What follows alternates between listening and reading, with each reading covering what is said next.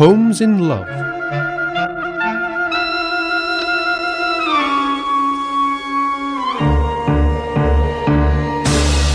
Sherlock Holmes was fiddling with his pipe when he received a female visitor. She announced herself as Miss Elementary and surprised Holmes by deducing that he needed a good shag. "It's the way you're fumbling in your tobacco pouch," she explained, then went on to say that she had come to offer herself as his assistant. "I'm not sure I need one," stammered Holmes. "Nevertheless," she replied, handing him her CV, "I'd like you to read this. I shall return tomorrow for your answer." The following morning, having read Miss Mentry's impressive CV, he answered the door excitedly, but found it was a postal delivery operative. "I was expecting a woman," he said, trying to hide his palpable disappointment. "You should get out more," the postal delivery operative replied gruffly. Then, in one seamless movement, off came the hat and the uniform, the bag of letters fell to the floor, and Holmes beheld Miss Mentry.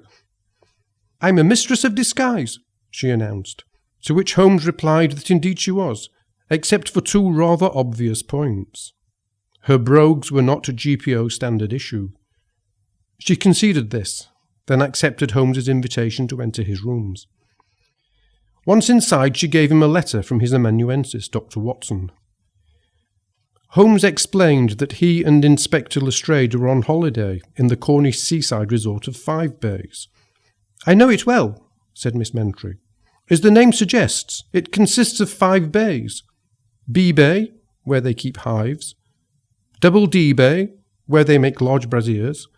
She could see from Holmes's expression that this was not his area of expertise, so she continued, "In P Bay, they grow peas. In T Bay, they produce the nation's favourite beverage. And then there's the place where they hold auctions." E Bay, Holmes deduced. He read Watson's letter aloud to her. "There's nothing like watching a row of boys bobbing about in the water as yachts weave in and out of them. Lestrade and I have found an excellent hostelry, the Seaman's Arms, where local seamen can be seen to gather, and an eatery, Mick Stein's, where fine, if somewhat overpriced seafood is served." He goes on to say that the town band contains a surprising number of German cooks. "Kaiser chefs," said Miss Mentry. "They're appearing all over Europe. There are rumours that they plan to conquer the world." "Starting with Cornwall," said Holmes. "What a devilish plan." He decided that he must go to 5 Bays without delay, and asked Miss Mentry to accompany him. She agreed with alacrity. He would reserve a couchette on that evening's Cornish sleeper. To avoid suspicion, they would travel as Mr. and Mrs. Colombo. He told himself that her deductive prowess and her local knowledge were the reasons for his interest in her, but in truth, something was stirring within him that an hour alone with his pipe couldn't satisfy. Aboard the Cornish sleeper, Holmes took the upper berth, hoping not to disturb Miss Mentry should he toss and turn. It had been a long time since he'd entered a tunnel at the dead of night. The last occasion had been with Watson, who had been a reluctant participant, but Miss Mentry was determined to enjoy herself below him in the lower berth, and chortled into the early hours. Arriving at 5 Bays, they made for the Bayview Hotel, where Holmes had booked them a room. "It's enormous," said Miss Mentry, gazing out of the window across the bay. "It's the largest in the West Country," said Holmes. "You could float a battleship in it.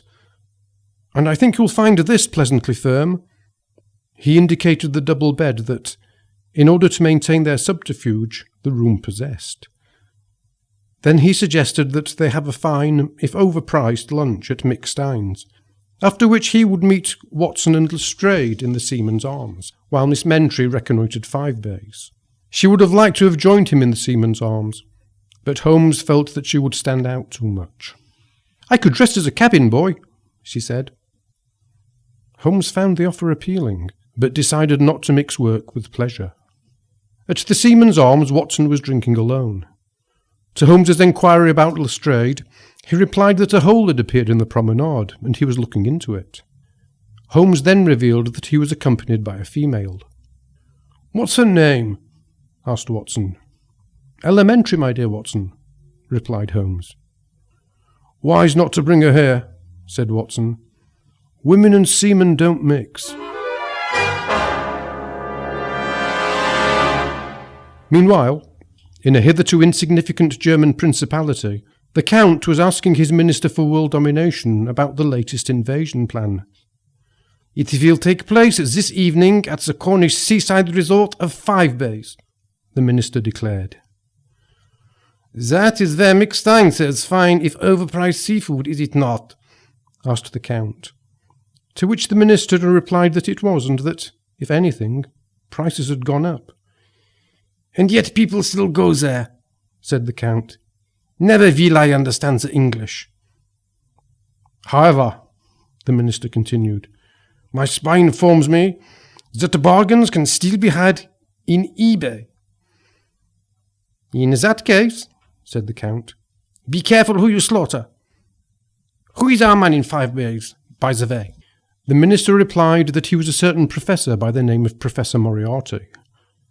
Professor Moriarty, said the Count. I hope that he lives up to his name.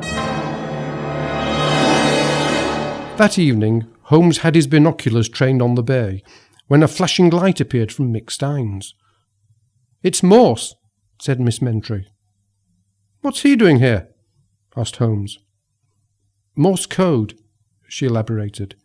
It says, invasion tonight confirmed. Realizing that there was no time to lose, Holmes was almost through the door before Miss Mentry grabbed his Webley and suggested that he take it. He spurned the suggestion, asking, rhetorically, what could befall him on a balmy evening in a sleepy Cornish seaside resort? You might be jostled by locals, angered by the rise in house prices caused by the influx of second homeowners, said Miss Mentry. Holmes paused, admitting that there was something in what she said. Or, she continued, they might vent their frustration at the demise of the fishing industry by removing your deerstalker and trampling it underfoot. Holmes was sorely tempted. Their fingers touched along the steely hardness of the Webley's barrel, but he withdrew his hand at the last moment, saying that he would go unarmed. Reaching the bay, Holmes became aware of eerie sounds and strange shadows among the boats that were moored there. Watson and Lestrade had been on their way back from the Seaman's Arms when they'd succumbed to the soporific effects of their special brew, and had fallen asleep on the esplanade. Holmes woke them, and told them about the flashing light coming from Mick Stein's. What's that got to do with the price of fish? Asked Lestrade, who had slipped easily into a nautical persona. Nothing, came an unexpected voice from the Saucy Sue. It was Moriarty. The Saucy Sue had been converted into a pocket battleship, and he was pointing a 6-pounder at them. You'll never get away with it, Holmes exclaimed. On the contrary, said Moriarty. An invasion fleet is already on its way. But it will never reach these shores, came another unexpected voice from the Saucy Sue. Miss Mentry had climbed aboard, dripping wet, and dressed as a cabin boy, and cradling a huge mackerel. How would you like a slap in the face with a wet fish? She continued, indicating the mackerel. I've already had one at Mick Stein's, Moriarty replied, and it wasn't to my taste. Perhaps this will be more to your taste, she said, producing Holmes's Webley and squeezing the trigger. Moriarty disappeared in the smoke from the discharge. A moment later they heard a splash from the far side of the Saucy Sue. He's fallen in the water, observed Watson. Yes, said Miss Mentry, throwing the mackerel after him. Tonight he'll sleep with the fish. Now all that remains for us to do here is to send a message in Morse code, cancelling the invasion. Tell me, said Holmes to Miss Mentry as they all waited for the train back to Paddington, what made you suspicious? Well, said Miss Mentry, it was partly the stench of putrefying cod coming from Mick Stein's. I thought it always smelt that way, Watson interjected. No, said Miss Mentry. It usually smells of putrefying haddock, and it was partly the way the herring formed an orderly queue at the fish canning factory, but mainly it was something I discovered at the Tourist Information Centre. and here she produced a brochure from her capacious handbag. Professor Moriarty's Rough Guide to Five Bays and World Domination.